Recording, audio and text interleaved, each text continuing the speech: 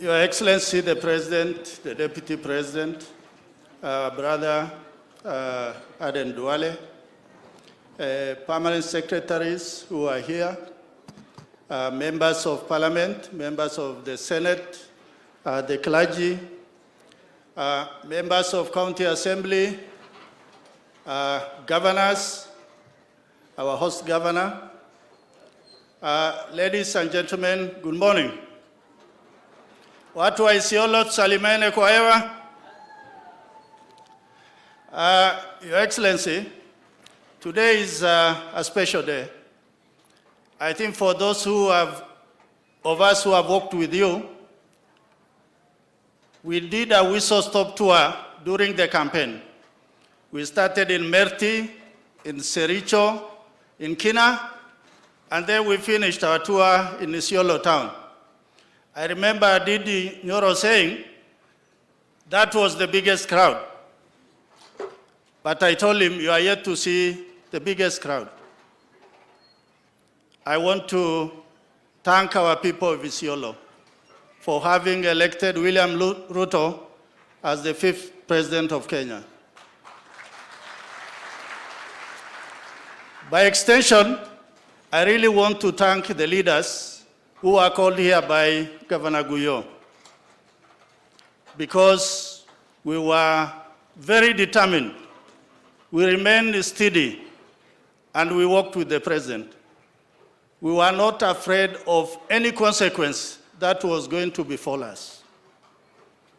When Governor Guyo talks about those who worked with the president, I think he means it. God forbid, had Ruto lost the presidency, I think a lot of people sitting here were not going to sit here with us, even if we were going to celebrate a loss. But thanks God, we are celebrating a win, and a win, for that matter, for Kenya and the hustlers of Kenya. Mr. President, there are issues of parties here. The issues of parties, Jubilee, UDM, and UDA. Many of us, we have said that UDA will be the party of our time. And we thank our brothers and sisters from Jubilee for joining us. And I also want to ask those of UDM, a small party in the region, to join with us and work with us. The other thing about the party, which I really want to say quickly, is that the elections are over. Everybody has talked about it. We made sure Guyo was not going to be the governor. That is how I came to you, and we stepped down Hussein Tene in the middle of the night, so that Doyo was going to be the governor. But that was not to be. Eventually, Guyo won. I want to ask our people of Isiolo and leaders from Isiolo and from our region, let us respect those who have been legally, genuinely, and overwhelmingly elected by our people. Because the mandate belongs to the people. At the national level, there are only two elements. There's the government and there's the opposition. The opposition must play its role, not to play the role of government. Mr. President, we were watching when you were doing the press conference with the media, and you made very bold statement how to move Kenya forward. And people keep on telling us, you know, there's Korea, there's Singapore, there's China. Those countries advanced because of their leaders taking firm position in moving their nations forward. So my advice to you, although like many are saying, I'm not the most qualified to advise you, is when you make a decision that is in the best interest of this country, you must move forward. You should never look back. Parliament is with you, and all those who are your foot soldiers are there to defend that position in the interest of this republic. I just want to say two other things. On the issue of insecurity, we really thank Honorable Kindiki. I think he's doing a good job.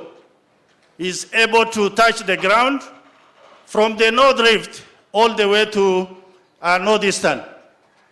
Our request is the issue of KPR, which the Senator of Marsabit talked about, needs to be fast-tracked.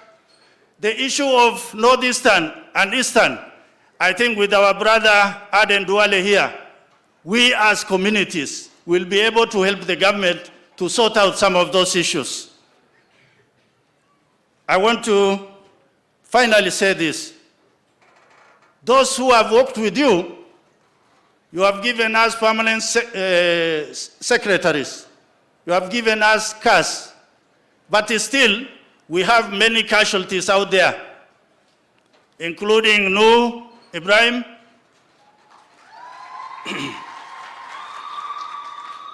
and many others, although I could just identify him. So for that reason, Your Excellency, yes, you have given us, but it is not yet enough. Finally, we had a very serious drought. That drought, I want to thank the DP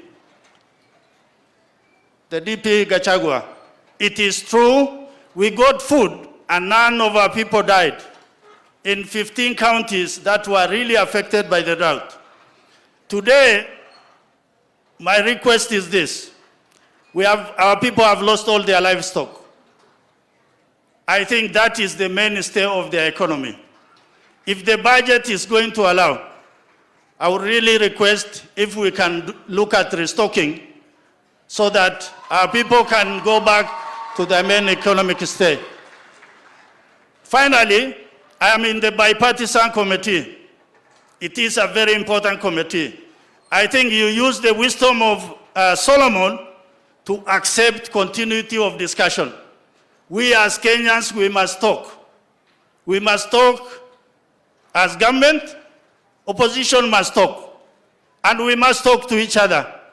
I think what the opposition also should not forget, they are opposition, they are not government. With those remarks, I really thank you, and I want to thank you for choosing Isiolo as your first destination in northern Kenya. Thank you, Your Excellency.